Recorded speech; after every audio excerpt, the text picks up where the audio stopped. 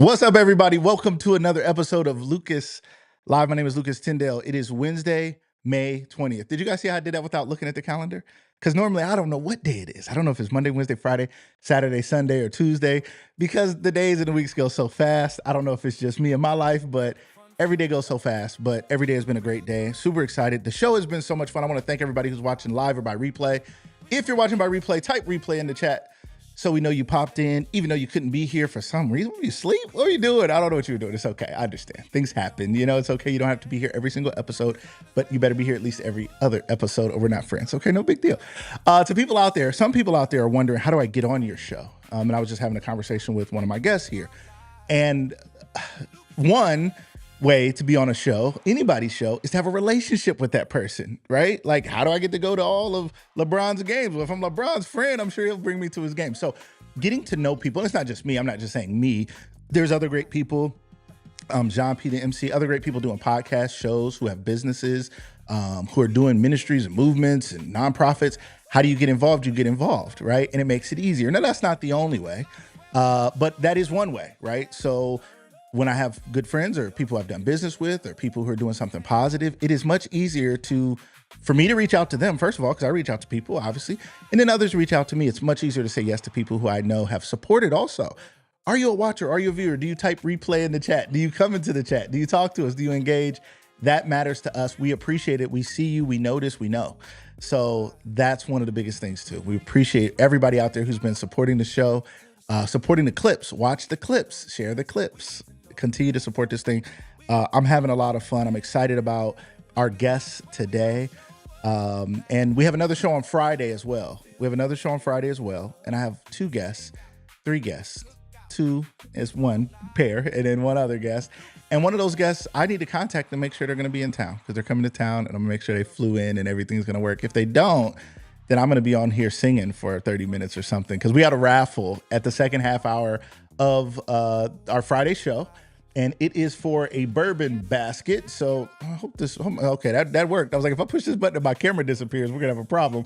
It is the Mentor Stark Bourbon Bonanza raffle, ladies and gentlemen. I hope it's not over yet. If it's not, the drawing is Friday, so I'm hoping you can still buy tickets. I'm sure you can. I'm assuming you can. If you try it and it doesn't work, reach directly out to me and we'll work it out, okay? So you can take a picture of this right now. Take a picture.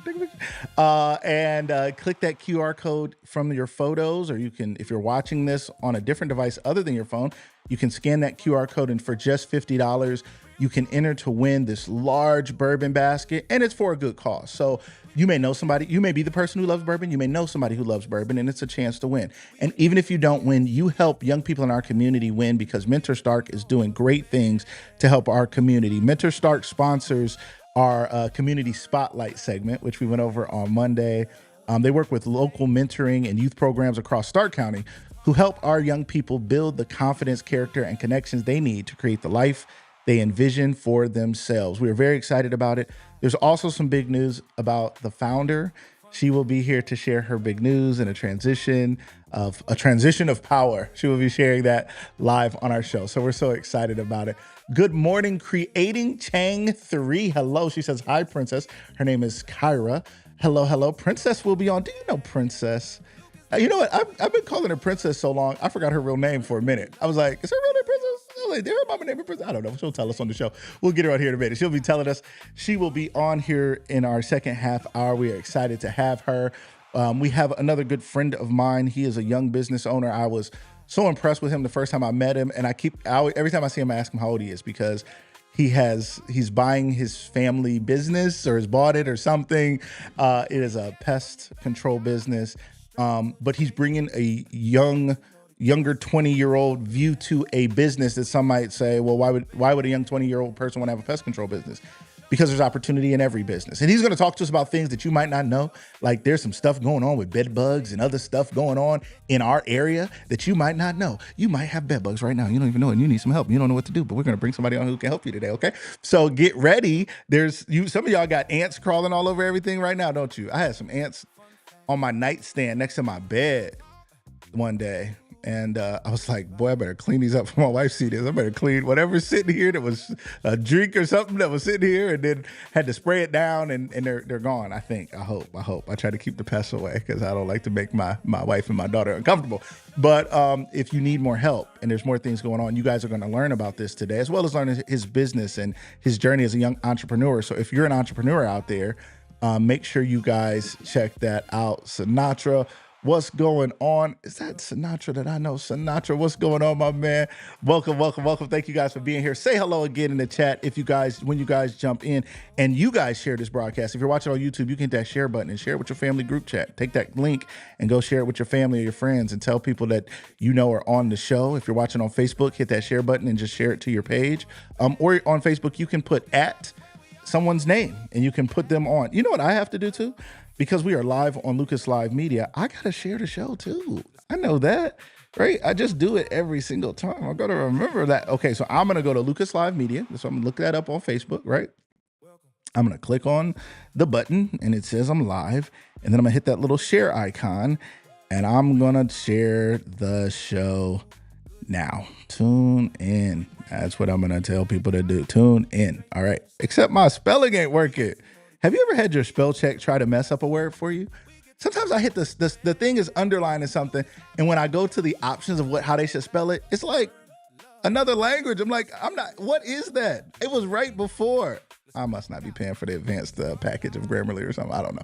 It's not working the way it's supposed to work. All right, ladies and gentlemen, we are going to jump in with our guest. Our first guest today is the owner of State Termite and Pest Control. He is a young 20-something young professional who is expanding his family business of over 90 years, I believe it's 90 years old or more. We're going to find that out today. And we're going to talk about innovative ideas he's using from social media to AI to other things to grow a business or any business. And we're going to learn some things about pest control because you may have some pests around you that you want to get rid of. And we're going to help you guys do that today. Ladies and gentlemen, welcome to the show, my friend, Mr. Cameron Cleveland. Cameron, how are you today? Doing well. How are you, Lucas? I'm excited to have you. Doing great. I met you through our mutual friend, Jenny Can of Jenny Can Cleaning. Shout out to her. We're so excited about her. She's going to be a new sponsor, Ace Carpet Cleaning. She got some businesses and some things, and we're supporters of her. She's supporters of us. So we love her and love her business. She introduced me to you probably over a year ago, and I was just really impressed. Like, this guy is young, but this guy has it together. Like, your mindset about business, your thoughts about growing a business.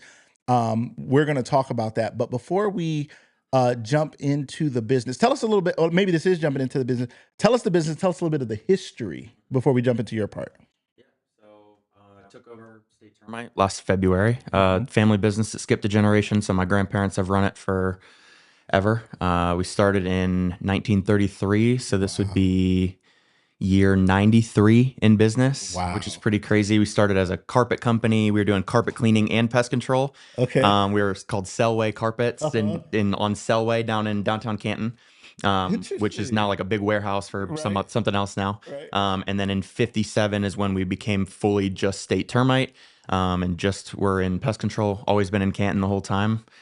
Like I said, skipped a generation. Grandparents said, yeah, it's probably time to hang up the boots at 80. Okay. So I took it over in February of 25. So which one of your parents failed to take over the family? No, so one of your parents was like, no, we're not doing it. Yeah. So you grew up around this business. I understand. And it's funny because Not really.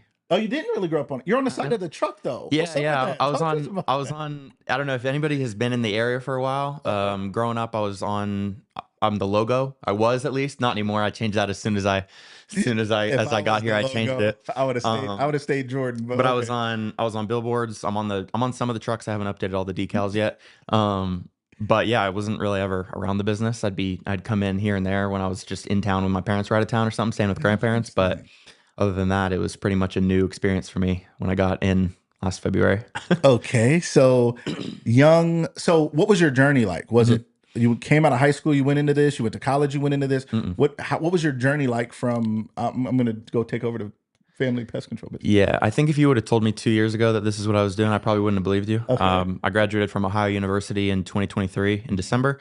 I had a degree in sports management and marketing. I wanted to go work in NBA or the NFL in some front office capacity. Mhm. Quickly realized it's a lot harder than I thought to get into a front office of any sports organization. Yeah. The Three only option there positions. was sales, so I just pivoted completely out of sports and just went into Mhm. like general sales. I was selling drones online for a while. Didn't know that. Moved Never to heard that Florida. story. Moved to Florida, so I was living in Tampa, St. Petersburg for 6 months or so, and then the opportunity that Grandpa said he was going to sell it, the financial terms made sense to me, and I was like, well, I had just recently quit the sales job that I had for Right. 6 months, and I was Right. like, well, I need something to do, and I think this is a good opportunity to grow, take over something that's keeping something in the family. And I had a vision of how I could see the business growing and how using young people things I could grow the I business a love little that. bit. Young people things. I love that. So for a lot of people, they don't realize there's a lot of opportunity out there. Now, this was a family business for you. So you had a direct line of sight to Mhm. what the financing would look like, whatever. It was your family. They trusted you. I'm sure it was an easier deal to do. Mhm. But there's a lot of businesses out there where the owners are like your grandparents, Mhm. right? And people have an opportunity to go take over Mhm. or buy these businesses and all those things. But a lot of people's vision of what the future could be versus what they actually execute isn't the same. So, Yeah. what's it been like for you? I'm sure there's been things that worked and some that didn't work. But what's it been like for you as a young person thinking, I'm just going to come in here and throw it on social media, or I'm going to come in here and do AI Yeah. and it's going to work? What's it been like? It was definitely a humbling experience, definitely a bit of a rude awakening. Last year, having no experience in pest control, having no experience really running a business. I've done some little things here and there online, some landscaping stuff, but nothing like at this scale where I have employees that are older than me and they have families and all that Yeah. stuff. So, definitely a humbling experience. Like I said, I made a ton of mistakes. I think last year Mhm. was, I've been kind of explaining to people, like last year was a year of mistakes and just learning and figuring out what works, what doesn't work, what to do, what not to do. And Yeah. this year is more of execution and knowing, okay, definitely don't do that, definitely do that, Yeah. and making a lot less mistakes. So it's been an interesting process, but I feel like I'm in the better part of the experience, at least learning and doing the right things now instead of making mistakes as much. That's fascinating because for most people, you're talking about you're how many, you're how long, a year in, 2 years in? A year and three A months. year and 3 months in. Okay, so for most people, just so you guys know out there, for those of you who are measuring your entrepreneurial success, whether it's a business you started or taken over, that's a short amount of time. Yeah, There's a lot to learn. yeah, it's a steep learning curve for sure. It's just, and most people are climbing that for years, and it doesn't mean their business is fully failing or anything. Mm-mm. Sometimes it's a struggle to be profitable. Sometimes it's a struggle to maintain relationships that, Right. yeah, they loved your grandparents or whatever, but they're Yeah. like, ah, the new kid on the block, I'm not so sure. Yeah. And this big company came along, Orkin came along, Mhm. and they said they can do it for this or whatever. Mhm. So, talk to us a little bit about your business model and how do you compare to the big players that are out there that are national brands that Mhm. have tons of people, tons of trucks, Yeah. tons of notoriety, tons of social media spend. Yeah. How do you compare to them, and what's different about you? Well, at first I tried to just be them. Did I you? got in. I said, you know what? Let's just throw as much money at marketing as possible and just see what Because sticks. that's what they did. That was a terrible idea. I Okay. made mistakes, spent money on things that didn't give me any ROI. Right. But now like I said, I've kind of figured it out. So I'm not trying to be them anymore. Mhm.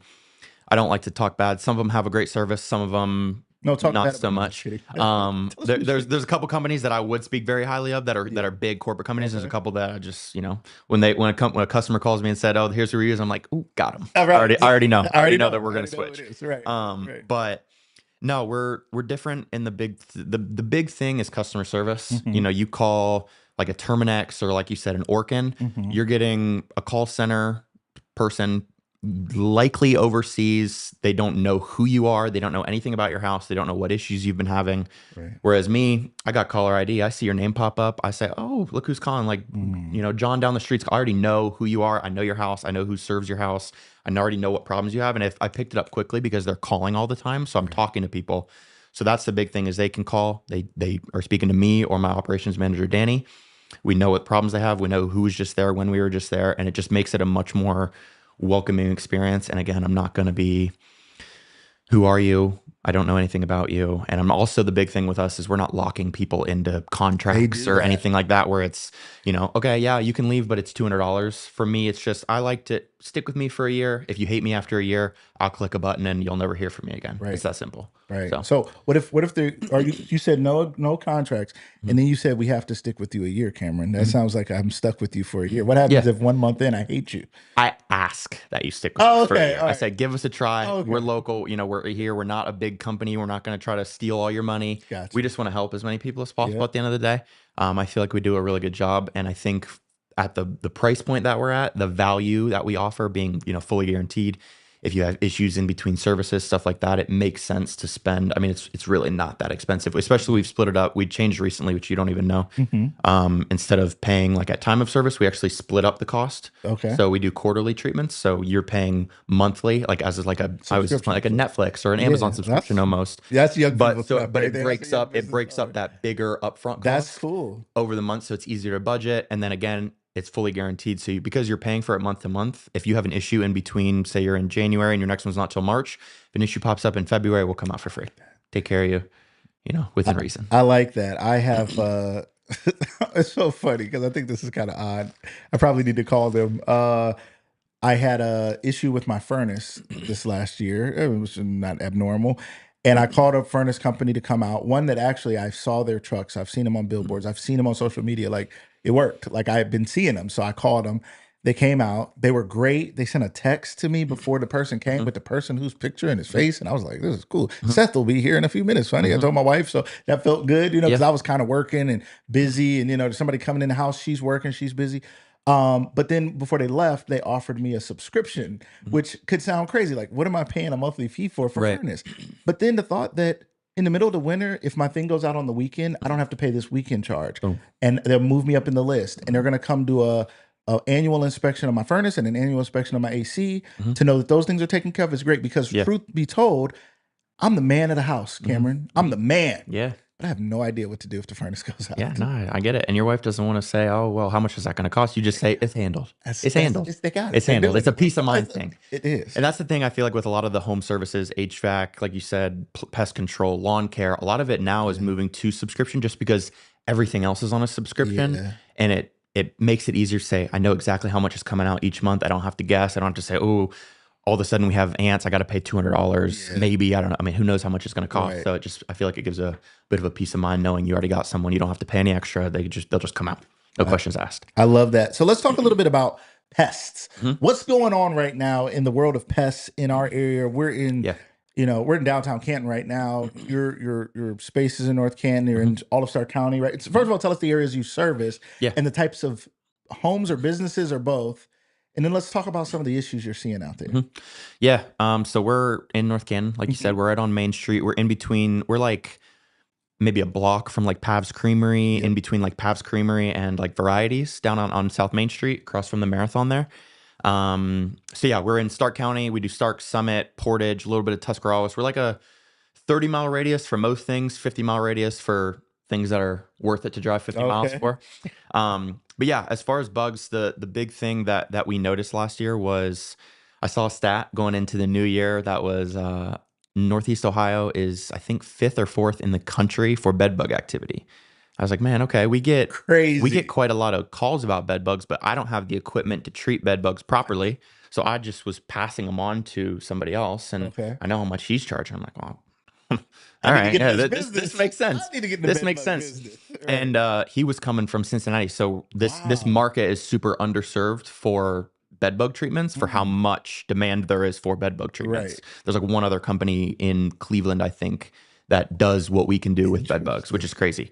At least crazy to me. And that's beneficial to you. I mean, yes. Sorry, everybody out there who has bed bugs, or if you, and we're going to find out how to know if you have bed bugs before this is over. So if you're watching, stay tuned. If you're concerned, you're like, I've been itching when I wake up in the morning. I thought it was my boyfriend, my girlfriend, my spouse. I thought they were scratching me or something, but something else is going on. We're going to find out about that. So the huge bed bug activity in this area, 5th highest in the country. Is that what you said? Yeah, Northeast Ohio. Not Canton specifically, but Northeast Ohio. So that includes Cleveland, Cleveland is probably a little bit worse than Canton, if I had to Yeah, guess, but it's right. probably still, based on what I've seen on the phones, it's probably not Based on great what here you either. see from your people going out, you probably seen a bed bug or two, Yeah, right? yeah. So what do we look for Mhm, with bed bugs? So you're serving, it's a service that's not heavily provided. You're mhm, closer, I'm sure. mhm, That also probably helps with some costs because if mhm. somebody's coming from Cincinnati, I can't imagine Yes, what and they're charging. that was the thing, is like I knew he was charging an arm and a leg just because one, he had to drive 2 hours up here to Yeah, do it in a big van that's not gas efficient, and then use a big piece of equipment as well right. to do the treatment. So I was like, there's a gap in the market. Let's start serving it. It's been great so far. Mhm. We're helping a lot of people. The one thing that's different, it's a heat treatment. So we're heating your house up to 135 degrees. Basically, it's not even, What? and the best part about it's not even for bed bugs. So we can do it like some people have bed bugs and roaches. So we can Mm, do a double treatment, but it's all in one because heat is the great equalizer for pest control. It kills everything. Kills termites, ants, roaches, everything you can think of, really? 135 degrees plus everything. So it's nice that we can be like, we can go in, and the best part about it, we can guarantee it 6 hours, 6 to 8 hours. Nope, no bed bugs, all dead, promise you. So when I come back, are my cats and dogs and kids passed out or what happened? Oh, you get them out of Yeah, there. You get so them we out of get there. them All out. right. We get them out. We Okay, I get was them just out. Yeah, checking. so we Like, have a man, pretty forgot to tell extensive my wife, we have a pretty they're extensive heating up the house checklist a little for bit. that. Okay. So nobody that's living in Okay. there. We get Nobody's everyone that out. No, if they're no. already deceased though, they can stay. Hey, Okay. Right. It's not your and business. then batteries, aerosol cans, ammunition, things that can Okay. cause permanent damage. We don't want to burn anybody's house down. Obviously, Right. we haven't had that happen How do you yet. check for it? I mean, okay, so you gotta be like, That's on them. They yeah, sign a thing. Listen, if you if you we didn't, do a preliminary check just to be yeah, safe, obviously, because we don't right. want like a battery to catch on fire or Gotcha. ammunition to go off or an All aerosol can to right. explode. There's things like that that can cause damage. Yeah. And then other than that, it's just we don't want to melt your makeup. So if you want to move your makeup, cool. If not, sorry, it's melted. So It's gonna melt. yeah, makeup. The whole I mean, you're saying the whole house, every room is getting heated to 130 degrees for hours. Depends on the severity. Okay. Usually we'll try to do bed bug or like the bedrooms and adjacent rooms, but Mhm. it really, if you got, Big problems. we've got alternative things we can do for like bigger rooms and stuff like that. Right. But yeah, I mean, we can heat 4,000 square feet in 8 hours. So I have a big heater. It's huge. So Insane. I never knew. And I thought roaches were they made it through like the ice age and all kinds of stuff. So I didn't think yeah, heat or anything would yeah, bother them. it's I crazy. thought, I know. I don't know That what shocked you me too a could little do. bit. I was like, Right. they've been around I forever. did a step on roaches one at a time. I didn't know. I thought that was expensive. So somebody has bed bugs out there. Mhm, What are again? You were talking about the treatment options, mhm, and we'll talk about a couple other problems because some of you are like, I got ants, I got something else, I got mice, I got something else. We'll talk about that. mhm, What it's like idea of cost and how do people pay for it? What kind mhm. of options do you have? What's that look like? Yeah. So the big thing with bed bugs is a lot of the companies that do it are not so inclined to be helpful. They just kind of want Mhm. the money out of it. I feel like a lot of the things that me and my ops manager Danny were talking about was we don't want to go into someone's house who's been struggling with bed bugs for months, some years. It gets bad after they're multiplying so quickly. At a Mhm. year. I mean, I don't even know how you're living in a house that's been had them for a year. Wow. Um, and we didn't want to just go into houses and say, because it is an expensive treatment. It takes all day. I got to have two technicians out there, so I got to pay for labor. I got to fill two big 100-pound propane tanks. I mean, just the everything itself. Mm. There's a lot of money that goes into it. Right. So I have to charge, Right. relative to that. Sure. But I didn't want to go into houses with people that have been struggling with it and just say Can you afford it or not? That's why they want to get the SOL. help. Like you're out of Exactly. luck. I can't Right. help you. Like if you can't pay, I can't help. So I was working, like I said, with our friend Jenny. She helped me get Mhm. set up with our with a financing partner, so that now, because some things it's going to be anywhere from $1,500 to $2,500. It just depends on the size of the Yeah. house, size of the property, size of the space we're treating. Right. And so now we can finance it. You can finance it over 24 months if you want to. A lot of people though don't even want to go through that. I'll be like, listen, half at time of service, half 30 days later. I'll just take the risk that you're going to Yeah. pay me in 30 days. Right. And we'll do half now, half in 30 days. So I've been doing some split pays with people. Love that. And just being there, like, I understand this is not a fun experience for you. Right. So do this. We'll get out as quickly as we can. Obviously, because like I said, it takes 6 hours. I have to really plan in advance because I have to have two guys out of any other work for the day. And they But just have to go in there and stand in the heat for 2 hours. they just wait outside, check it every 30 minutes, make sure nothing's They catching really on do fire. have to be like right there. Pretty much right outside the door. Yeah. Interesting. Make sure aerosol cans aren't going off, guns aren't Exactly. firing. Yeah, and then making sure you're obviously up to temperature and making sure we're at the temperature we need to be Right, and that it be stays there. effective with the treatment. Yeah. That's good. They don't just Yeah. turn the oven off and run off to the Yeah. next house Yeah. like that. Yeah. Stay No, away yeah, from definitely here. got way too much liability there. Right. Way too much liability. Don't let anybody in the house. Fascinating. Mhm. Let's talk about other pests people are dealing with. Yeah. What's going on this time of year? What are we looking out for? Mhm. What do we do about it? Help us out. Well, it feels like Ohio doesn't want to stop Be raining. winter, right? Raining. That's another thing. Now, I'm happy right? it's not winter anymore. I'm That's happy a the good warm point. weather's great. But the Right. rain, everybody watching this, you said you're seeing them.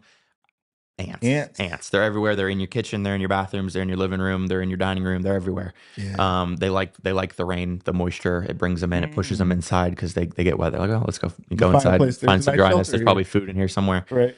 So that's the big one. And then obviously when the weather gets warm, wasps, carpenter bees, Mm. stuff like that. So we're doing a little bit of everything. So, do people call a pest control company?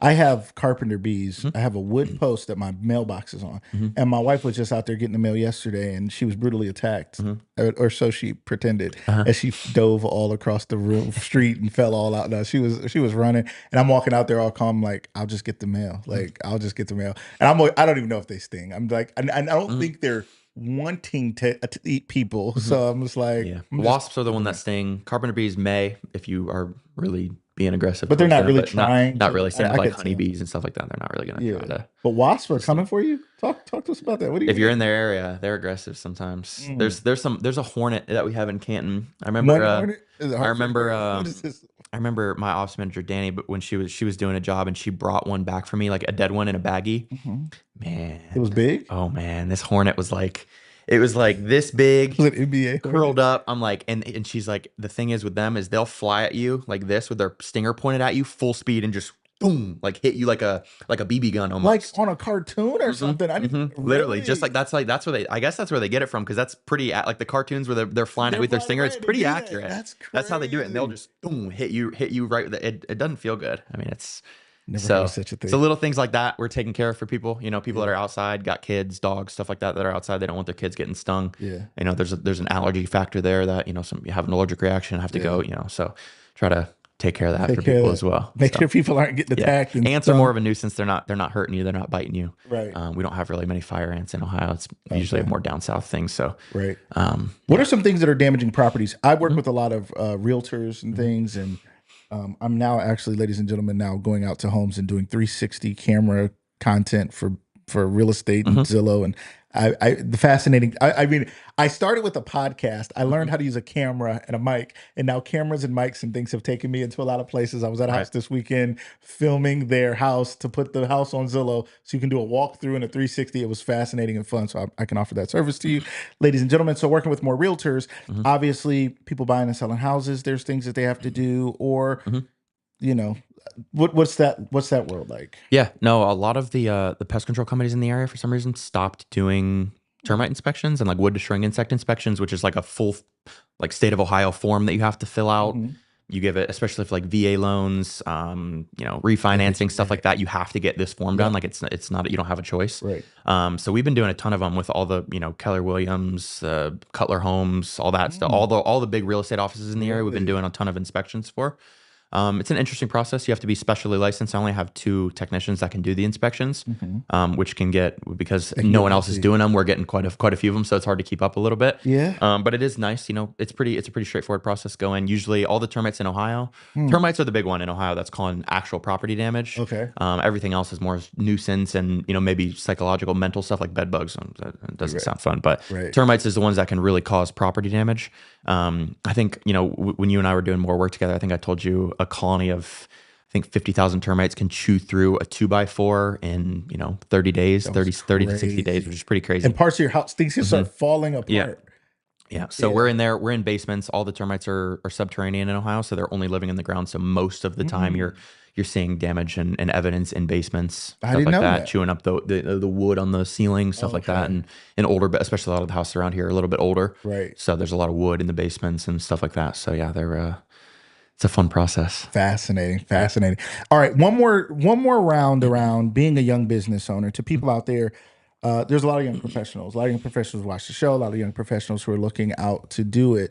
What is some advice you would give somebody Mm-hmm. who is looking to buy a business, take Mhm. over a business, or Mhm. start a business Yeah. as a young person? Because a Mhm. couple things happen. One, you have to some people are dealing with what they call imposter syndrome. I don't know if you dealt with it, but it's like, I first did. of all, okay, I got to believe that I'm capable Yeah. at this age of even doing this. Mhm. Secondly, I got to go face clients who are looking at Mhm. like, when's your boss coming in? Yeah. And it's like, I am the boss, I Yeah. guess.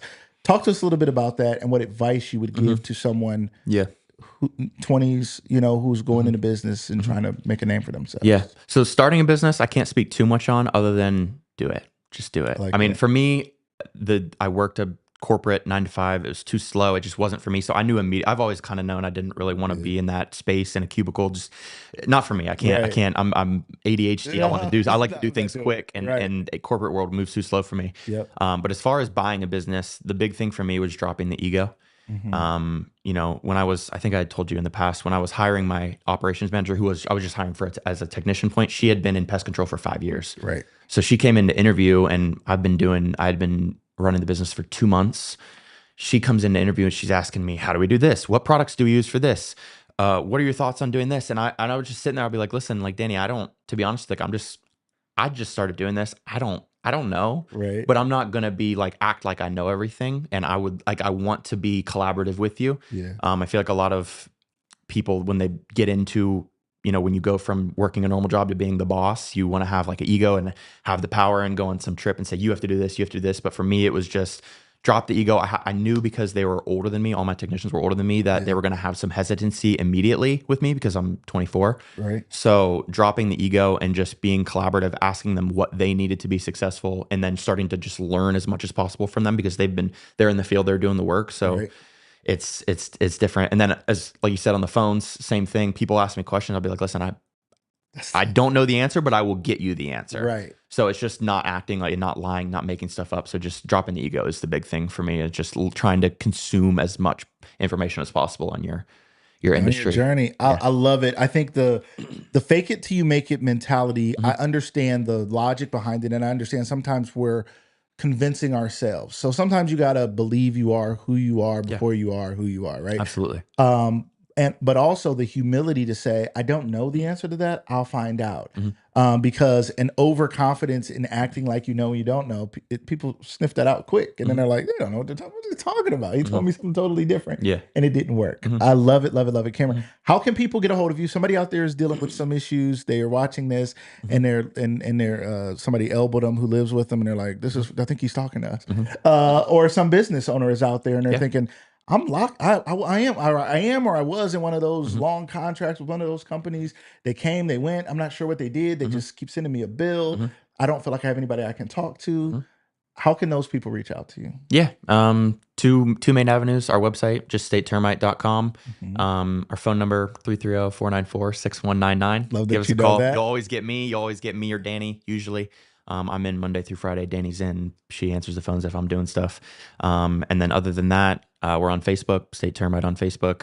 We'll be more active on there. We're gonna post some clips here and then start Yes, some that'd be other, fun. actively in the field Love clips and that. stuff going out. And then yeah, we're always available. Love it, So Cameron. happy to help. Thank you so much for coming on today. Great insight for our audience. I look forward to these clips coming out too, because I think people are going to hear it and see it and be like, Mhm. I needed to know that. And it's funny Mhm. because we watch so much stuff on social media, but not always something close. Mhm. I'm sure I've watched somebody talk about ants and bees and things, Mhm. and I was like, man, that sounds like a problem. Yep. Then I'm like, what do I do about it though? Who do I call? Mhm. I'm looking around trying to figure it out myself. Right. So I love it. Keep going. Thank you so much for sharing your time with us this Appreciate it. morning. All right. Thank you so much, Thank you for having Cameron. me on. Ladies and gentlemen, that was Cameron Cleveland of State Termite Pest Control Company. Our next guest is coming to the stage or the seat or something. She's a little short, so I'm gonna adjust that mic a little. I'm adjust the camera a little bit. I want you guys to check out this quick clip. You guys probably saw this. This is a promotion for Sweat 330 Running Club. I'll be there this Saturday. I hope everybody's meeting at the Monument at 9 a.m. this coming Saturday. Hey, Jim, what's up? We were just talking about you. She said, that kid is awesome. Love watching him grow. Love that. We were just talking about you. You're the one who introduced us, Jen. I know so many great people because of you, Jen. So Sweat Club. Jen, you should come there too. We're going to be at the Monument Saturday morning, 9 a.m. It is the Sweat 330 Run Club, but it is also a jogging club and it is also a walking club. So you go from the Monument through the little path across to the track and then up toward the Hall of Fame, get something to drink, come back down, go back to the Monument. If you want to run the steps after that, you can, but it's all about community, family. Bring your kids, your family, your strollers, your whoever, young and old, come out to this. It's been a growing thing. It's been wonderful. We had Elijah Curtis, who is the founder, on Monday. Go back and check that out in the clips. Real quick, we're going to watch this quick video that they made, which I think is absolutely phenomenal. And we'll be right back with our next guest, Miss Princess Gordon, who's going to talk to us about her faith journey and something special she's been working on. We'll see you guys in just a second. Every journey starts with just one step. No crowd, no noise, just a decision. Hello? We at the Monument. Where you at? Bet, I'm on my way.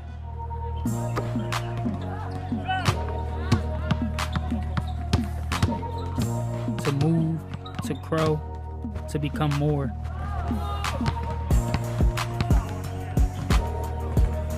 Everybody's on their own path, different goals, different starting points, but something in all of us just wants more. More life, more energy, more connection. And sometimes, all it takes is seeing someone else take that first step.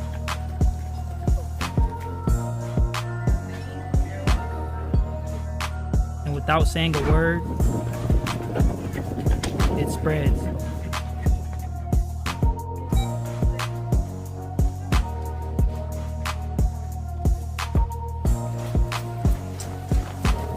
One step becomes two steps become a movement.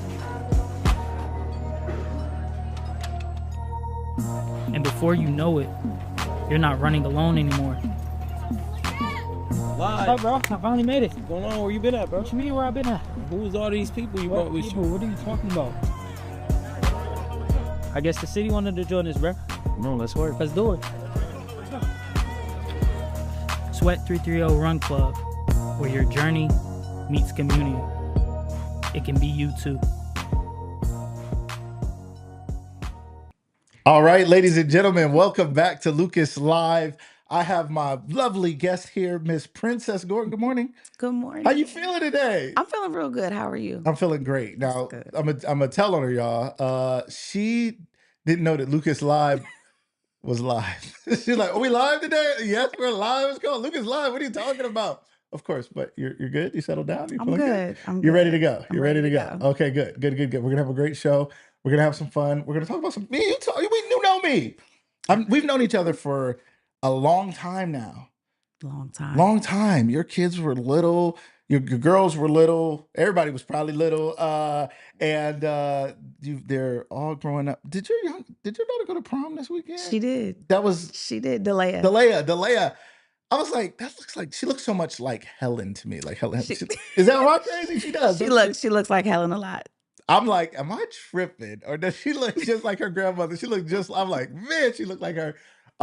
Super cool. So, Princess, we brought you on today because you've and you can share what you want to share. You've been through some things personally, and your personal journey and health and some things has really brought you closer to God in ways that I think a lot of people don't necessarily know or experience. A lot of people be like, I'm about God, right? Most people say that.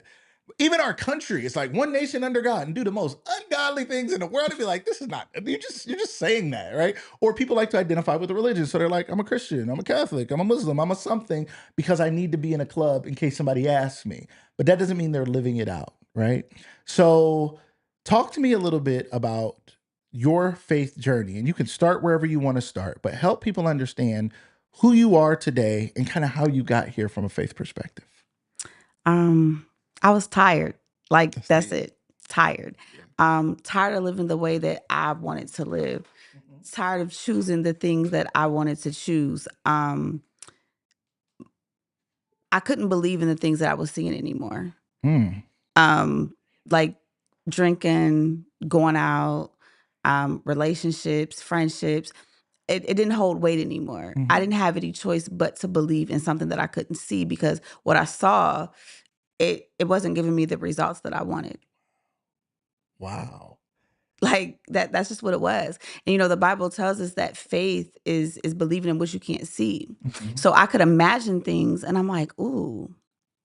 In my mind, when I thought about it, I'm like, there has to be some truth to this because I can't stop thinking about it. Mm. So I would have these visions of just being a different type of person.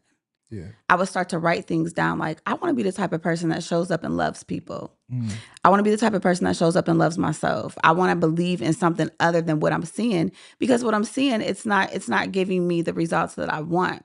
So I'm like, how do I do that? I knew I couldn't do it out of my own strength because for years I had tried and it didn't do anything. Right. So I just started leaning more towards God.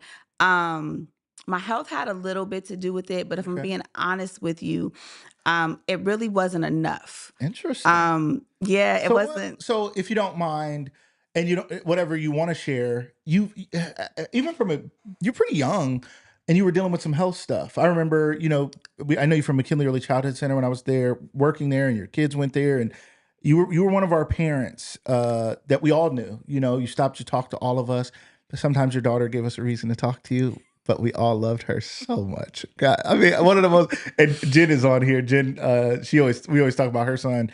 He was also at the daycare, and he was one of those ones that was challenging.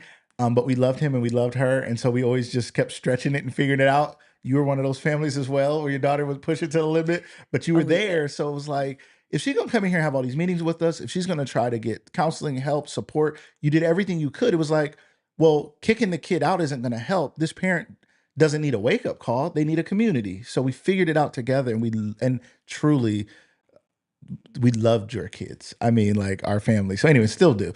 But you went through some health stuff. So whatever you want to share there, what was that like? It's interesting you said it wasn't enough, but what was that like for you? It was overwhelming at first, but it happened so fast. So I was diagnosed with a brain tumor in 2013. I had headaches. I didn't know what they were from. I ended up losing my eyesight in my left eye. Still to this day, you don't have Still to eyesight? this day, I don't have sight in my Right. left eye, no peripheral vision, Wow. anything. I went to Cleveland Clinic. I got the surgery done probably about 2 weeks after I got diagnosed. What was the surgery? They wanted to remove it. So they went Tumor in from your, where was it at? brain, They wanted to remove the tumor from your brain. And you were how old? Like 33. 33 years old. They want to remove a tumor from your brain. You have children. And what was that thought? What was that process? Like, what were you thinking? Were you brave? Were you like, I'm just going to do it. I got to do what I got to do? I had to do it. Yeah. I didn't even have time to process it. Wow. Like it happened so fast. There was no time to process it. The first time everything went good. Like it was good. Like I was in and out of the hospital in 3 days. The 2000. first time. Yeah. You just said the first time. What does that mean? So I had brain surgery twice. So 2018, I went and had another brain surgery. They went through my nose. They told me that it was going to be less invasive. It was going to be quicker, faster. Everything was going to be good. Right. No. Surgery took about, I want to say like 12 hours. I woke up and I just instantly knew that something was wrong. I could feel it. Wow. I didn't feel right. Nothing felt right. I just felt completely off. I was in the hospital for about 2 days.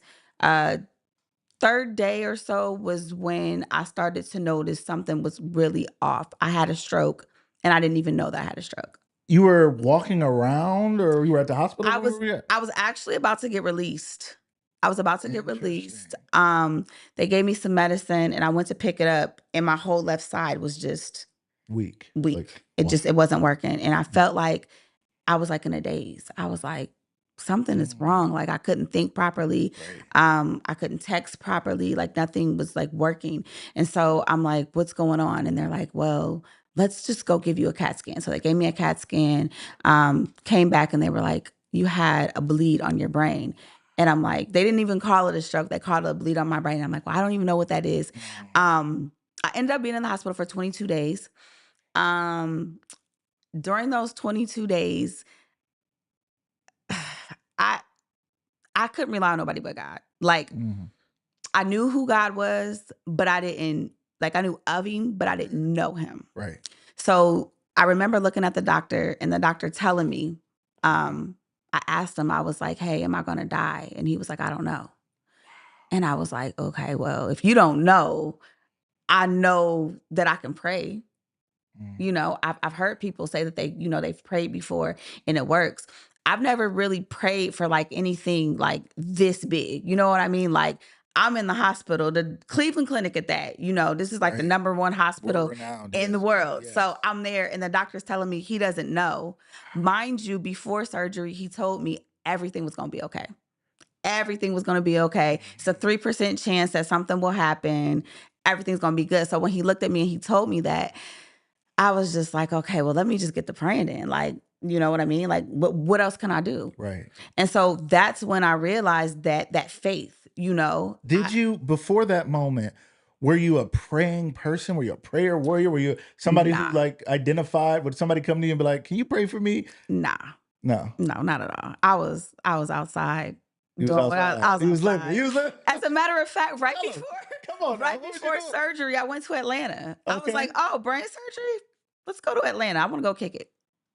You knew Literally. you knew brain surgery was coming. I knew But brain you was surgery like, was we going to coming. Atlanta. We gonna And I have some wanted fun. to go kick to it. Atlanta. I want to go have fun. I want to go kick it. I got toe up, got drunk, went out, did my thing, had a blast. Yeah. And then went to surgery. Like that's how I lived my life. Like, you know what I mean? I was just doing what everybody else was doing.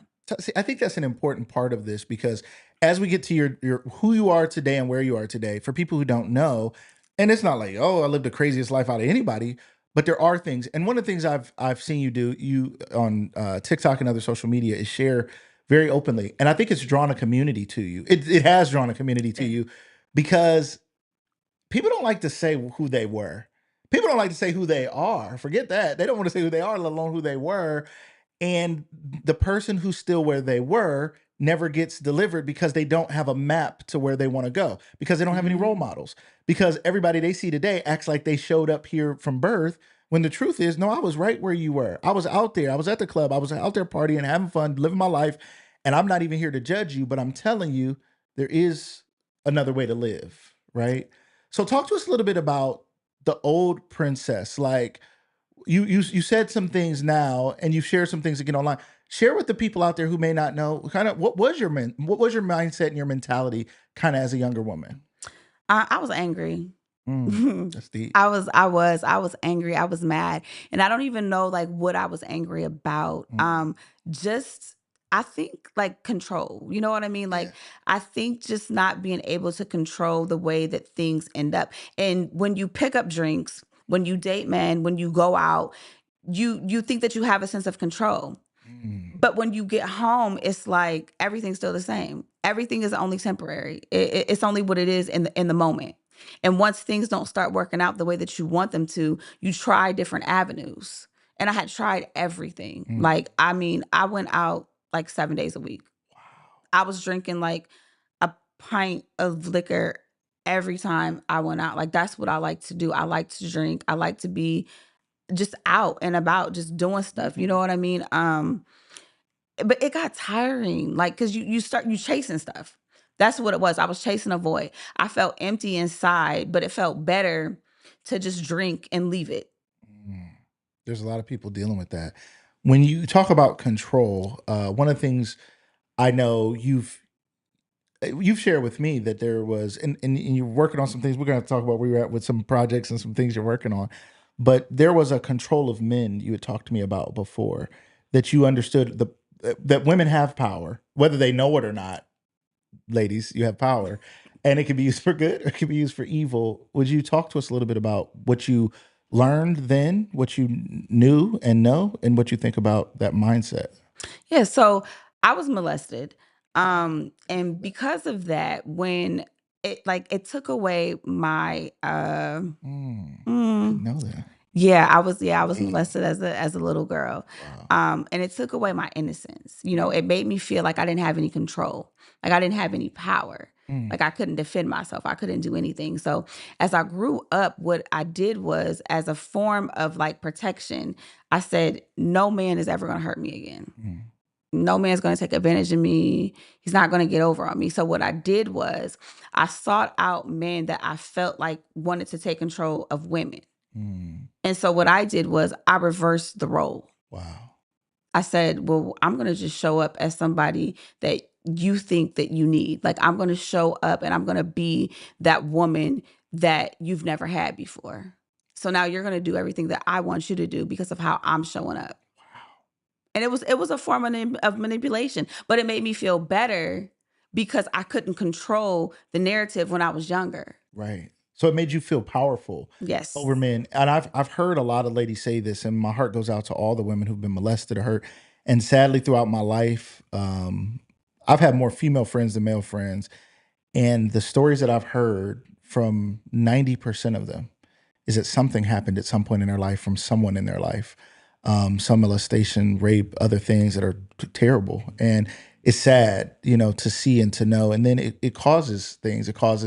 At times, it causes people to introvert and go really into themselves and not be confident. At times, it causes over sexualization of themselves. They become over, and I know men that this happened to too. Let me say that, because a lot of men don't say that they've been molested and they're hypersexual because of molestation, and nobody ever hears that story. And I've always felt, when men have shared that with me, I've always felt honored that they were willing to open up man to man with that, because a lot of times they don't. Or even homosexuality. I know people who have said, well, I am so hurt by men because a man hurt me that I'll never trust a man to love me or touch me in any way. And so then they say, well, I'm just going to choose to be with a woman. So I think all those things play out because of those things. So for you, it led to this powerful manipulation. I know how to act. When you say you treated them a certain way, did that mean you treated them like you were, I mean, it's a spiritual, like a Jezebel, like you did what you knew they wanted and you allured them, and you knew what they wanted and you played on that. Was that what it was? Yeah. Wow. That's exactly what it was. What do men want? Women want to know. Since we're on it, let's lighten up. Let's say hello to some people in the chat real quick. Again, hello everybody who's here. We said hello to some of you earlier. Shayla is here, to your cousin. She said, hey, that's my cousin. She's super excited for you. What's up, Zanita? Thank you for always checking us out and all your love and support. Thank you, thank you, thank you. Stack $1.23 says, okay, Princess, we don't always know what your real name is when you're on YouTube, because on YouTube we be making our names something like nobody will know who I am. EA Essence, what's up? Princess is such a powerhouse. So proud of her. Thank you so much. And Ashley, what's up? I love a good testimony. Ashley, thank you so much for being here. We appreciate your comments in the chat and everybody's engagement. Make sure you're following us at Lucas Live Media, and make sure you guys check out the clips when we put the clips out. Like them, share them, help them go, because that's another way for people to get introduced to the show and introduced to our great guests. So guys, continue this. So this is a real question. I mean, and we're going to get back into your faith journey and what you have and what you're doing. You found something, and I don't know if you're going to, like, it's good or bad, it doesn't matter.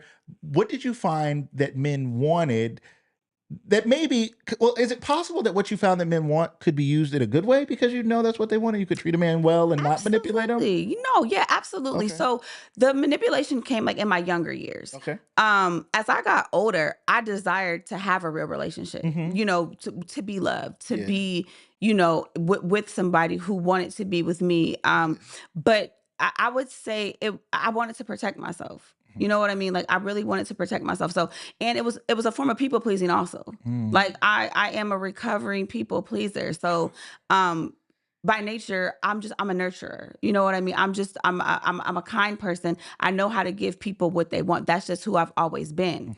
But I was just using it for the wrong reasons. Wow. And it was intentional, but I felt like it was an excuse for it. So I would say probably early 20s, I met somebody that I fell in love with, and I wanted a relationship with him. But the thing of it was I was just so used to operating from that other space. And now I'm seeing it and I'm like, whoa, wait a minute. So you're in a relationship that you want to be in, and you want it to be a healthy relationship. But instead of just being the loving, kind woman that you knew and being what you knew a man would want, you were still using it to pull levers and manipulate? Not the whole time. I really wanted it to be great. But the thing of it is, you don't always know how to turn that stuff off. Right. Like You you gotta know be what I mean? careful. Yeah, like you're coming from a place where you've operated and done the same thing over and over and over and over Yes. again. And even if you want to stop, it's like, whoa, wait a minute. How do I stop this? Yes. This is how I've been acting. This is what I've been doing. I don't know what I'm supposed to do. This person doesn't deserve this. I don't want to do this anymore. I want to be, I want to be genuine, Mhm. but I don't know how to stop this. And then there's like people look at you a different type of way because they know how you've operated before. Mm. So now you're trying to convince somebody that you're not the same person that you were. Yes. So it's just Ooh. it's performance, and you're trying everything that you can to get them to understand like this isn't even who I am anymore. They don't believe you, you don't believe them, nobody believes anybody. So Wow. it's like, but what do you do now? So now you just live as the version of yourself that you've always been because that's all Doesn't you matter know. anyway. It doesn't You keep matter. accusing me of being this person, whatever. What's the point? Yeah, it gets draining. You know what I mean? It gets Yeah. draining. But then that's when you have to realize like who you are. Who you really are. Who are you? Like, you know what I mean? Like what do you really want? And by the time I realized that I really do want love, because I was afraid of love. Mm. Because when love came to me, it came in a form of manipulation. I was afraid of love. Oh yeah. Oh yeah. Come on, somebody hit those hearts, y'all. I If didn't, y'all I ever didn't, I felt didn't want that, no parts of that. I don't think I've. I mean, I can imagine people feel that way, but I don't know that I've ever heard anybody articulate it that way. I was afraid of love. Yeah, well, because love for me, it wasn't good. It wasn't soft. It wasn't It wasn't gentle. safe. It wasn't. It wasn't kind. Yeah, it wasn't. It It wasn't wasn't any of what that. love. You just described things that love is supposed to be, right? Gentle and kind and forgiving and wow, but it wasn't those things. It wasn't those things, and it's all about how you grow up. So if you come from a home where you see people hitting each other or yelling at each other or cussing or fussing, when you grow up, that's how you're going to look for love, and that's how I looked for it. Wow, because that intensity of passionate arguing and fighting means you're fighting for me. You're fighting for us. Yeah, you yelling at me and we going at it and you done called me every name in the book, but you're doing that out of a passion and a love that you don't know how to express. Yeah. So when you don't see it, you're like, "Ooh, he don't love me." So you start to provoke it, or what do you do then? I mean, what happens? It makes you wonder. It Okay. really does. It really makes you wonder, and it makes you self-reflect. And you're like, "Well, wait a second. He's not calling me. He ain't questioning me. He ain't doing this. He ain't doing that." And you're like, "It's not showing up the way that I've always seen it." Yeah, even though it was dysfunctional. Even though it was dysfunctional. Right. And so as I got older, I started to realize, wait a minute, something about this doesn't feel right. Yeah. I don't have any peace. Yeah. I'm not happy. Mm. Like, it's not your fault. It's not my fault, but it's just what it is. Right. So how do we get from me not being peaceful, from me not having happiness, to me living this thing that I'm seeing, like that I'm imagining? Because you can see it. Like a picture of something better? Yes. What you're imagining. Yes. Where did it come from? Did it come from movies? Did it come from Disney movies? Did it come from love songs? Did it come from God? Where do you think that vision came from? It came from God. It came from God. It came from God. For sure. Yeah. So I got saved like as a young child. You know how like everybody goes to vacation Bible school and they go up there and they say the prayer. You know what I mean? I gotta do, I accept Jesus as my personal Lord and Savior. Yeah. And I wanted As soon to as do I'm old it. enough, I'm out. Right. But Listen, but the thing of it is after that happens, nobody talks about how you're supposed to live your life. I'm 8, 9 years old. I accepted Jesus, but now what do? I'm going home to a family that doesn't know him. right. You know what I'm saying? All I have is vacation Bible school. I only see y'all once a or year. twice a Once week. Summer. Yeah, you know what I'm saying? For a short amount of time. Part of Right. the summer, right. So what do I do? Yeah. So eventually I kind of just gravitated towards what I knew. But the thing of it is once you're saved, you're always saved. Holy Spirit don't leave you. Wow. Like, you know what I'm saying? Right. What So kind of those little father is like, I'm out? nudges that you feel inside of you, like it followed me and it kept me for many, many years until one day God was like, come here. Talk to us about that. Talk to us about your journey. Like you went from all of that. For those of you who weren't watching at the time, she was diagnosed with a brain tumor, right? Yes. Early 30s. Right before surgery, she was like, we going to Magic City. No, she was like, we going to Atlanta. We going to kick it. We going to the A. So she went down to Atlanta, kicked it, drank, whatever. She wasn't thinking. She's like, I'm gonna come back, have my surgery. It's all good. I'm gonna party because that's what I do. came back, had the surgery. That was your first one. That was my first. The first one in 2013 went amazing. Like, Okay. I don't even think I prayed enough. Like, literally, like I was in and out the hospital in 3 days. I mean, think about that. Went back to work. That's how good God is. You're like, I didn't pray enough. It was like God was just like, no, I'm keeping you. I know the plans I have for you. I know where you're going. I know where you're going to end up.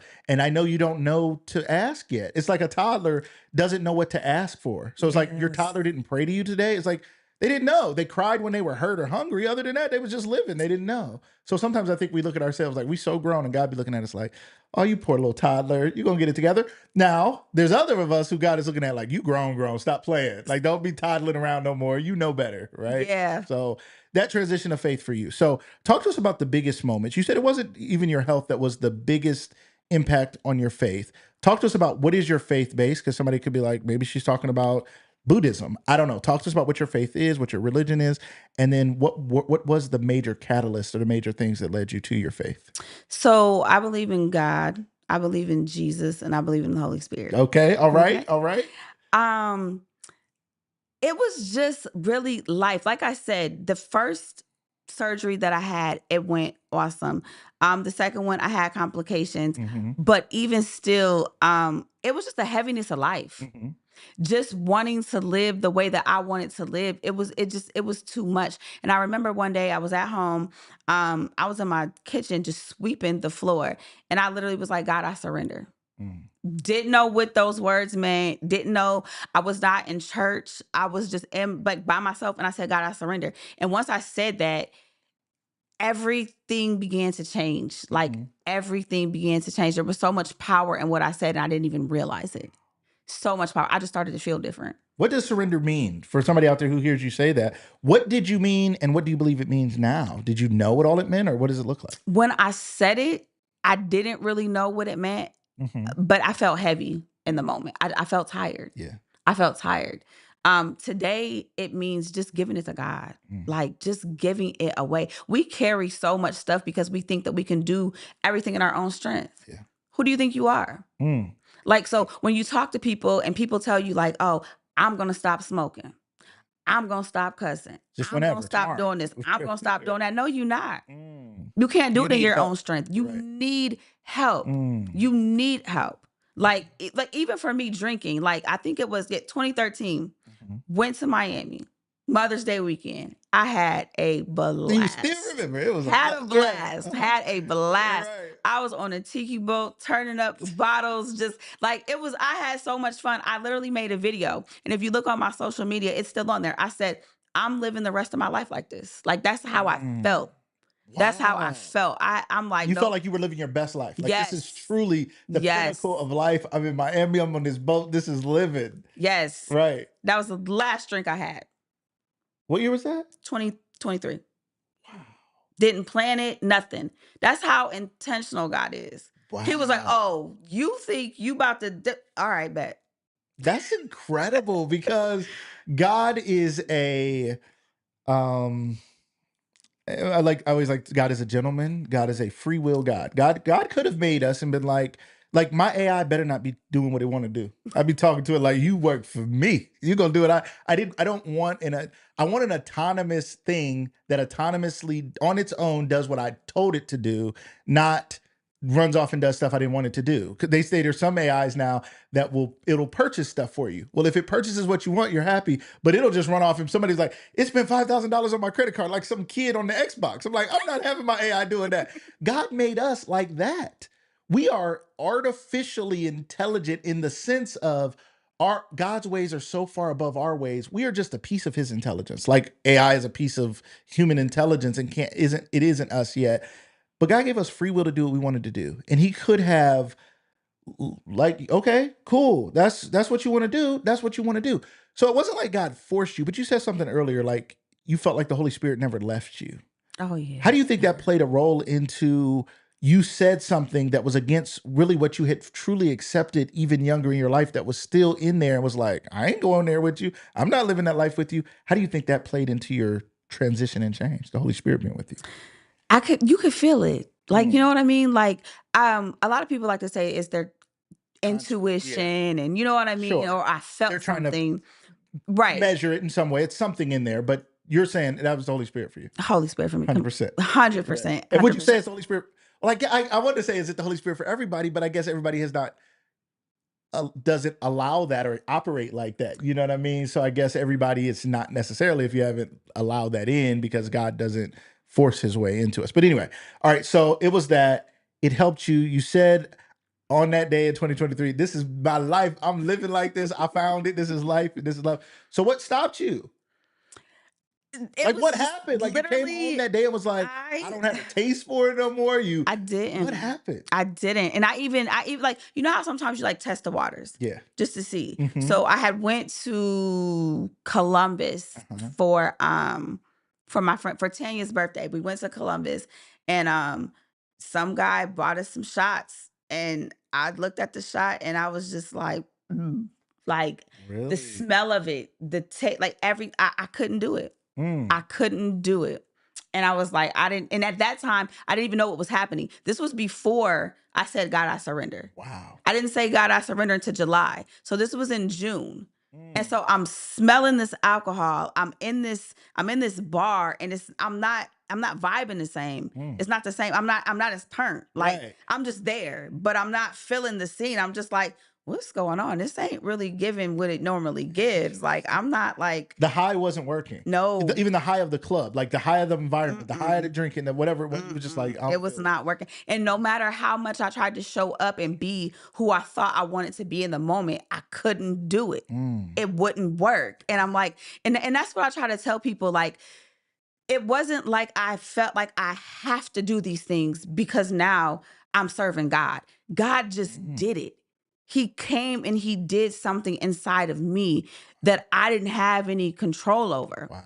Like, I couldn't, like, I didn't choose that. I literally a month prior, I'm like, no, we about to turn up.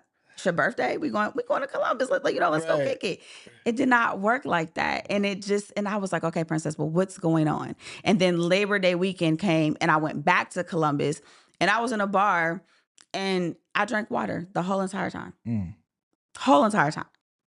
Like, and the next thing I knew, I threw away all my alcohol. I threw it away. Fascinating. Threw it away. So you have since created a group, movement, some stuff. Talk to us a little bit about Chosen Seekers. Yes. Talk to us a little bit about your baby, Chosen Seekers. What is this, and what is the purpose of Chosen Seekers? So Chosen Seekers is something that God placed on my heart. When I first created it, I had no idea what it was. I was just being obedient. Like, I was just sitting there one day, and God was like, start this group. And I'm like, who? Like, who should start the group? Like, Who now should you ain't start talking to it? me. Like, who should start this group? Because mind you, so this was in, I think, 2024. So I was still in the beginning stages of just like getting into a relationship with God. You know what I mean? Like I said, like, we had just started dating. I love that. That's what I heard in my head. We had just started dating. Like, I ain't really like knowing. We still getting to know each other. We talking a little bit. He telling me to do some things. Some of the things he telling me to do, I'm doing them. Some of the things I'm not. I'm just like, I don't really know. I don't know if I want to tell everybody about you now. I don't know if we gonna last. I don't know if we're gonna be Facebook official or not. I don't know. Because it's like you kind of get nervous because it's like, I'm saying this, but am I really going to stick with this? Because I think that we start to rely on ourselves more than we start to rely on God. So if I had to rely on me to show up and be faithful and be loyal to God, it ain't gonna work. It wasn't gonna work. And you was like, I'm about to be getting exposed. They're gonna be like, oh, who she Princess thinks she is? Yeah. And I'm like, so you want me to tell all of my business? You want me to be transparent? Talk to me about that. So what was what drew you to that, right? Because you could have just come out and been like, I'm saved now, accepted the Lord. Maybe I did when I was a kid, but I'm serious about it now. And this is who I am. And like it or not, that's who it is. I don't ever have to tell you who I was. If you didn't know me then, you don't know. If you knew me then, you know. It doesn't matter. But that's not how you've operated. Like, I've seen you on lives. I've seen you on Zoom calls with tons of people who you swear you weren't ready for. And they was all people crying and moved, and it's changing their lives.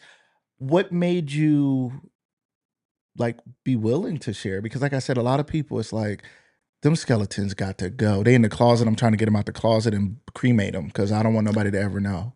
What made you willing to do that? Because I'm always only talking to a past version of myself. So when you look at a past version of yourself and then you look at where I am now, Wow. I believe in that. Yeah. You know what I mean? And I want to help people. I understand the hurt. Yeah. I understand the pain. I understand the confusion. Mm. And if you know me and you know how I was, there's evidence in what God has done in me. Yeah. Like, look at where I'm sitting today, right now. Yes. Nobody but God. I Yeah. could have never done this on my own. Like, and I sit and I think about it all the time. I'm like, God, you really showed up and showed out. Right. I'm not the same person. So when I see women, I can just see their hurt and their pain, and I know what it comes from. Yeah. And I'm like, just let me help you. Like, let's talk about it. Because I've always been the type of person where I don't want to see your journey after, like, you're done with it. Like, I want to see what's While you're happening. in the I journey. want to see the process. Wow. Because it ain't easy. That's deep. It's not easy. Nobody wants to sit here and hear me say, I'm here now, but I was never there before. Right. Like, what? Like, No. where did you come from? What have you come through? What is your Exactly. testimony? Because we don't talk about the test, but then we try to show up with this testimony. God is good. God is good. God is good. Good for what? Good from what? Good brought you out of what? Man. Right? Like, what was your Egypt? What was your struggle? What was your problem? And what are we still struggling with? Because the reality is, even now, I'm guessing you have not reached perfection. Is that fair to say? Oh, absolutely not. Because I don't know anybody that's perfect. And I think while we go through this human experience, because I feel like it's an experience, we are spirits going through a human experience. And while we're going through it, there's challenges. We're learning, we're figuring out. One thing I tell my grown kids is I don't have it figured out. Not even like I have some things figured. I'm a very intelligent, driven, hardworking, loving, caring person. And I don't have it all figured out. I don't have all of life figured out. I don't have all of parenting figured out. I don't have all of anything figured out. I'm still learning, growing every day. And I want them to understand that, because sometimes the pressure of perfection causes people to revert back to the old them and say, I was good at being bad. I was good at being drunk. I was better at that because at least people knew who I was and I did what I did and I did it well. Now that I'm trying to be better, everybody expects me to be perfect, and I can't do that. So how do you deal with that thought of now people are looking at you because now you're a role model, right? You've chosen, right? You were chosen and you have chosen. How do you deal with the fact that now you still deal with life and people may see that and question your journey? Well, one, I have a desire. Like, Mhm. you know what I mean? Like, Yeah. God has filled me with a desire to want to show up Yeah. and be a better version of myself than what I was. Right.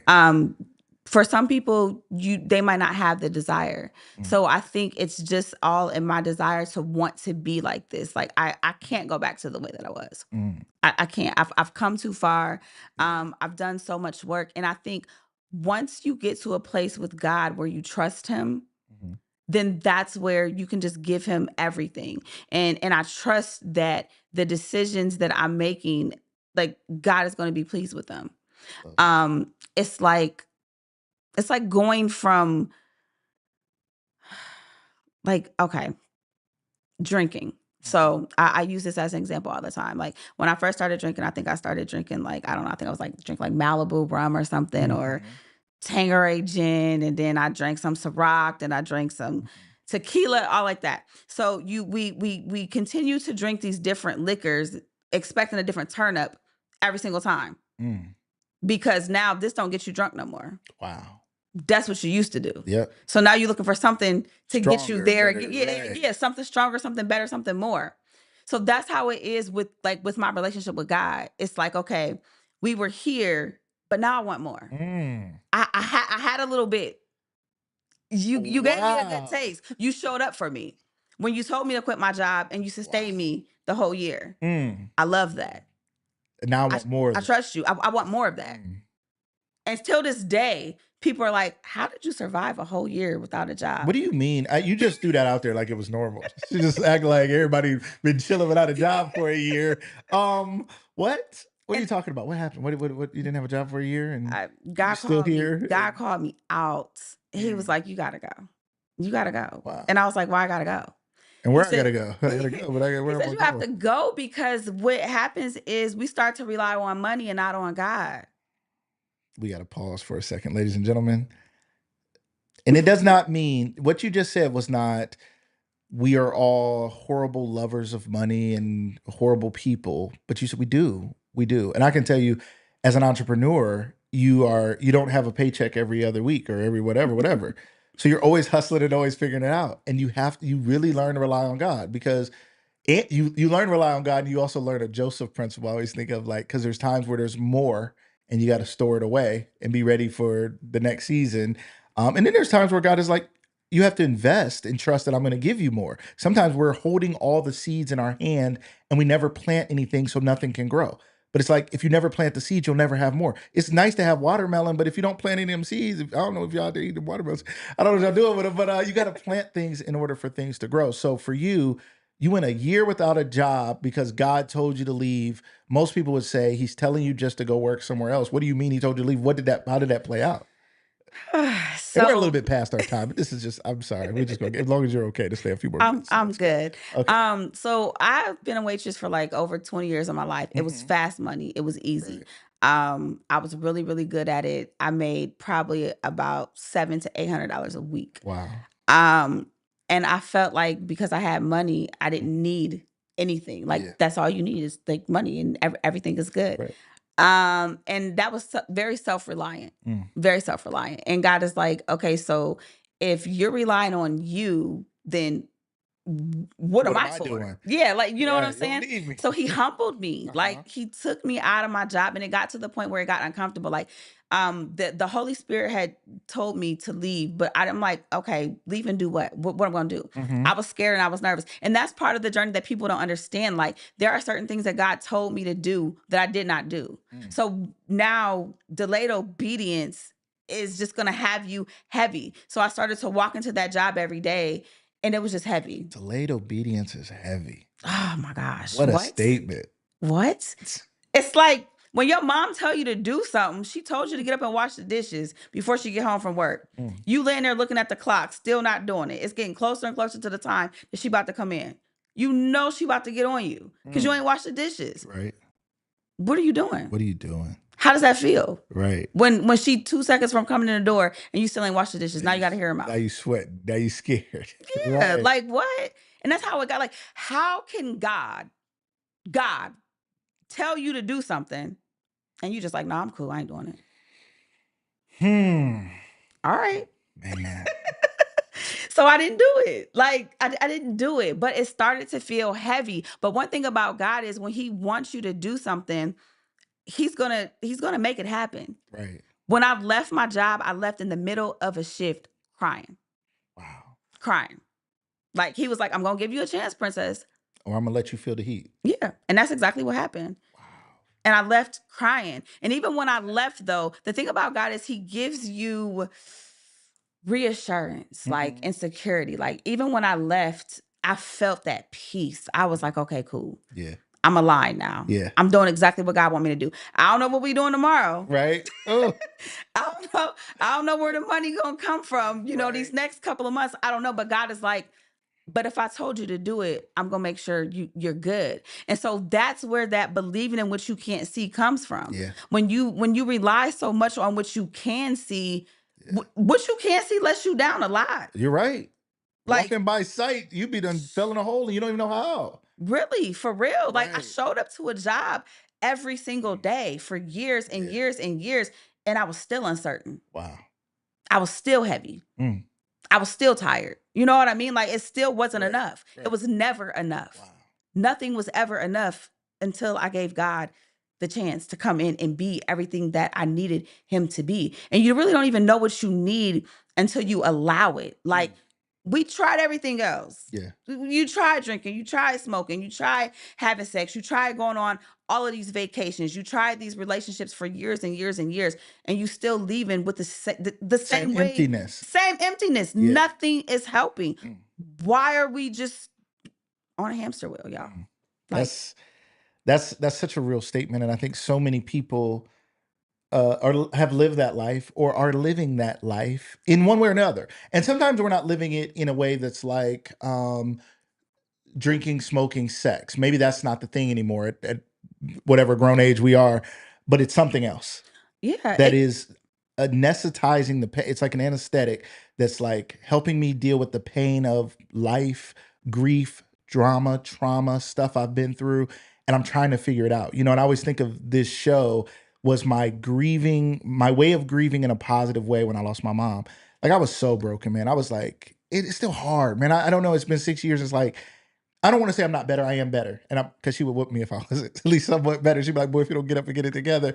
But that pain caused me to do something. I knew I had to do something or I was going to do something destructive. And I haven't been perfect after losing my mom because I would say there have been decisions in my life where I look back, I'm like, that was still a grief response. That was still dealing with a trauma thing, right? But I decided it was less than 10 days after she passed away. I started doing the show. I didn't know what I was doing. You know what it's like putting yourself out there online. You just be like, hey, everybody, I don't know if everybody out there. But it's been a blessing because I just chose to use it. And God told me literally to start this, like flat out. And I remember doing it and I would do it every day. And then eventually I think I would take Fridays off or something. And I remember Thursday when I finished, I would lay on my floor and cry, like, just like I did it. But now I got to face this pain. And I would just lay there and cry.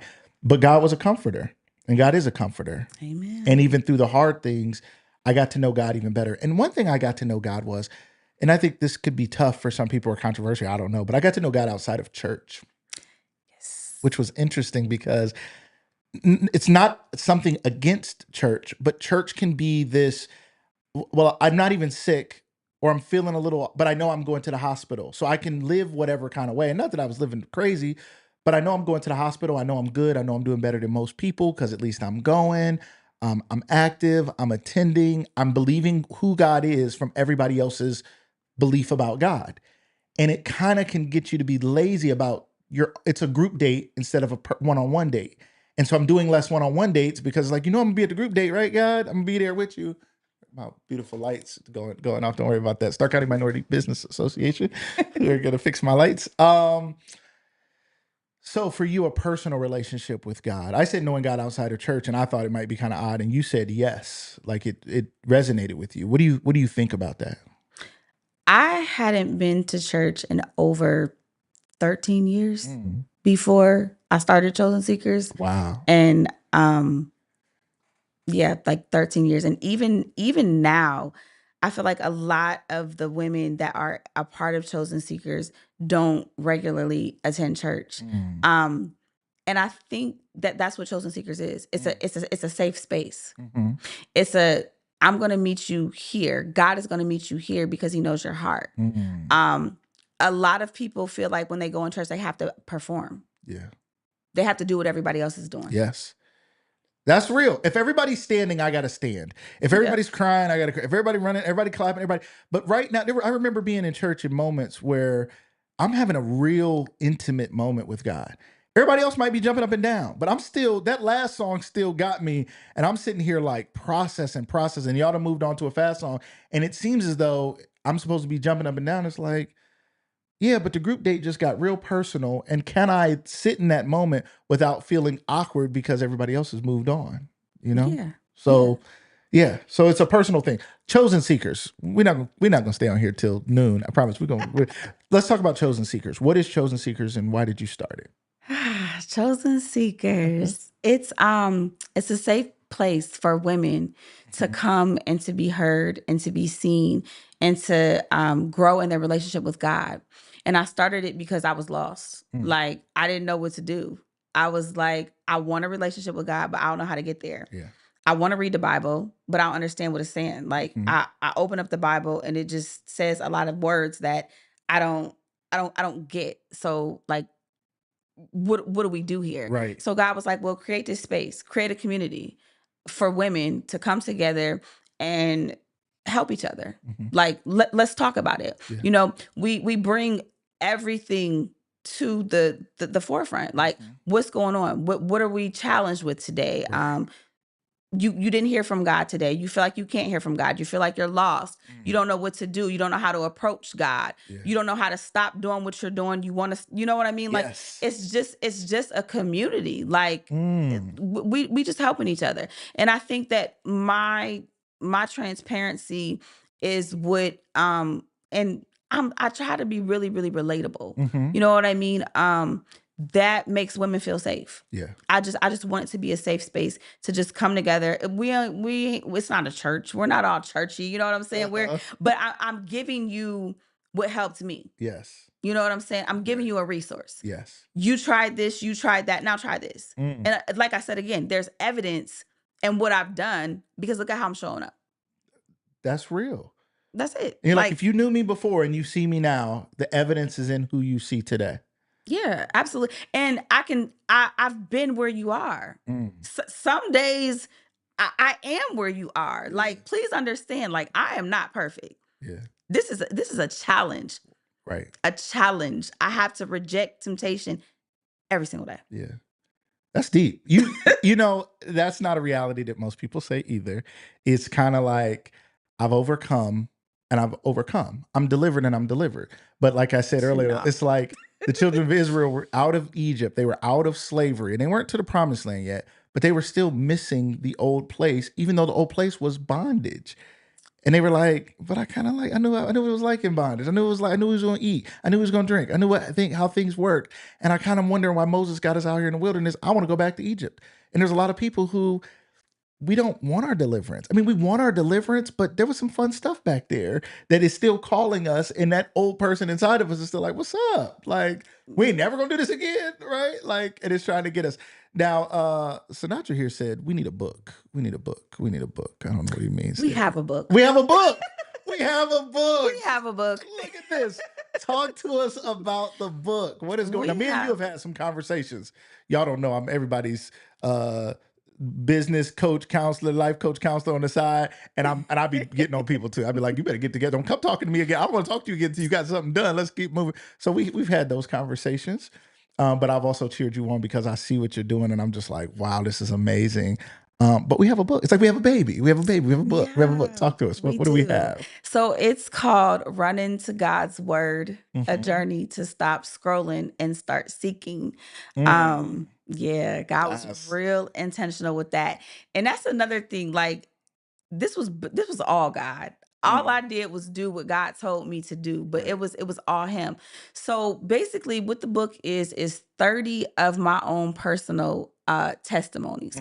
So the first 15 are journeys. I call it when I was in the wilderness, when I was just like out here, just still like doing a little bit of willing and dealing, trying to figure out where I wanted to go, what I wanted to do, hearing God, but not really listening to God. Just trying things out. In those moments, I went to the Bible because I had tried everything else. Yeah.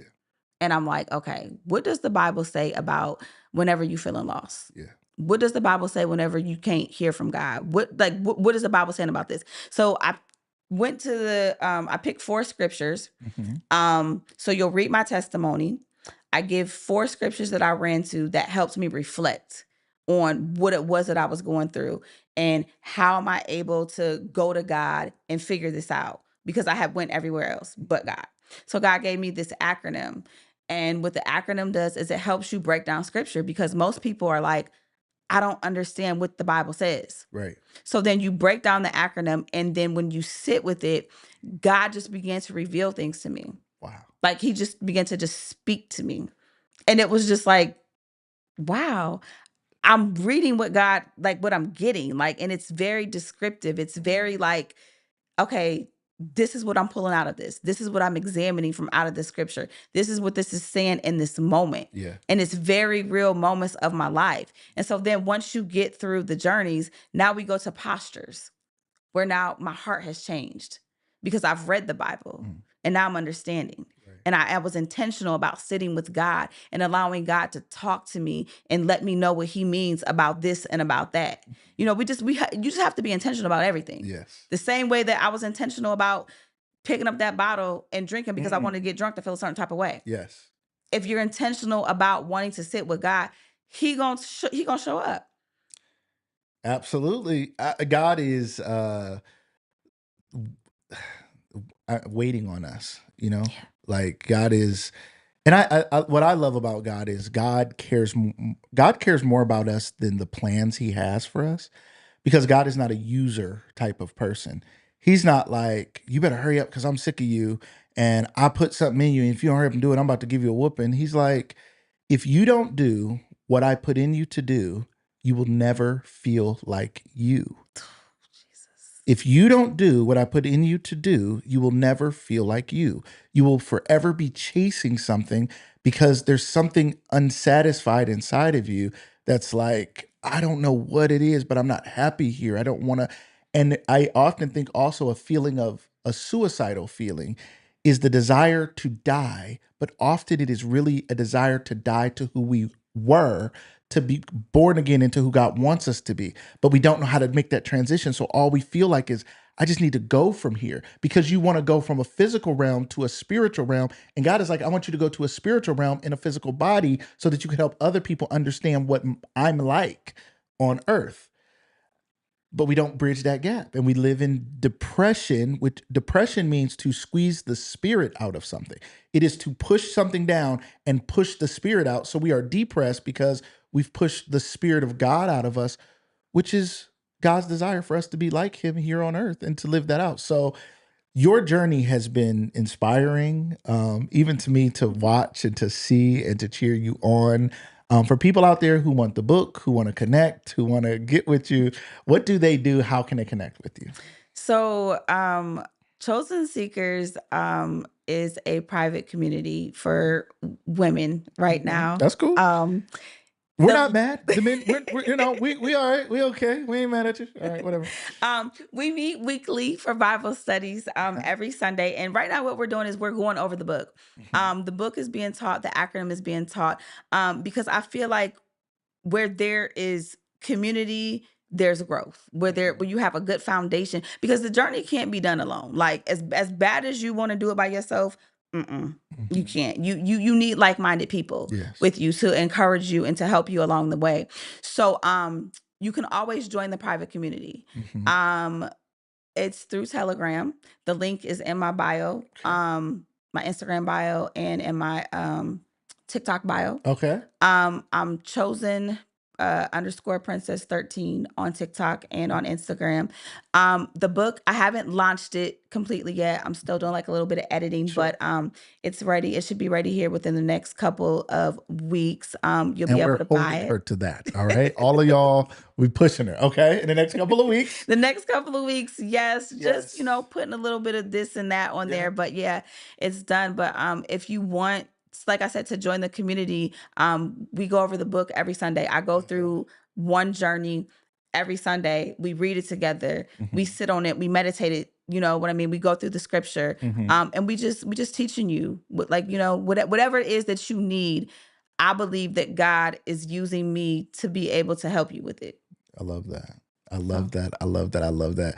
Ladies and gentlemen, we thank you guys for being here today.